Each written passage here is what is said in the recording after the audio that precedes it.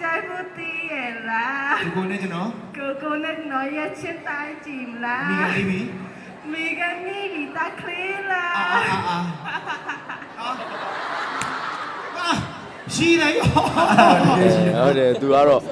ဟိုရသလောက်လေးပေါ့နော်သူကရသလောက်လေးပေါ့လိုက်ဆိုပြီးတော့အမှတ်တရဖြစ်ပါတယ်ဗျ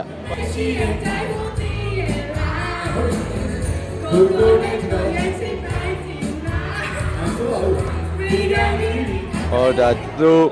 တို့နေတဲ့သဘောကြတဲ့အမှုများရှင်တယောက်နဲ့သူတို့တွေ့တဲ့အခါမှာသူတို့ရဲ့ reaction လေးတွေပါဆိုတော့ reaction တိုင်းကချစ်ဖို့ကောင်းပါတယ်အကုန်လုံးပျော်ပျော်ရွှင်လေးနဲ့ပြီးသွားတဲ့အတွက်ဝမ်းသာပါပါတယ်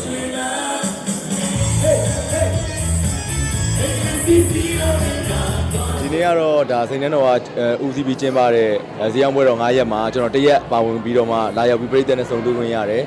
နောက်ပြီးတော့ပြည်သက်တွေနဲ့အတူရင်းနီကျွန်တော်တို့ဒီ game လေးဆိုတဲ့ season လေးလည်းပါတယ်ပေါ့နော်ဆိုတော့အမှတ်တရဖြစ်ပါတယ်ဗျဟုတ်ကဲ့သချင်းတွေဆိုတဲ့အချိန်မှာတော့သူတို့ရတဲ့သချင်းတွေလိုက်သိဆိုတာဖြစ်တဲ့အတွက်ဝမ်းသာရပါတယ်နောက်ပြီးတော့အမှတ်တရလေးလည်းဖြစ်တာပေါ့နော်ပြည်သက်တွေလည်းပျော်ရတယ်ကျွန်တော်တို့လည်းပျော်ရတာပေါ့စိန်နှန်းတော်လည်းအရန် season နဲ့ဟာ season ကောင်းတဲ့အတွက်အရန်ကောင်းပါတယ်ဗျ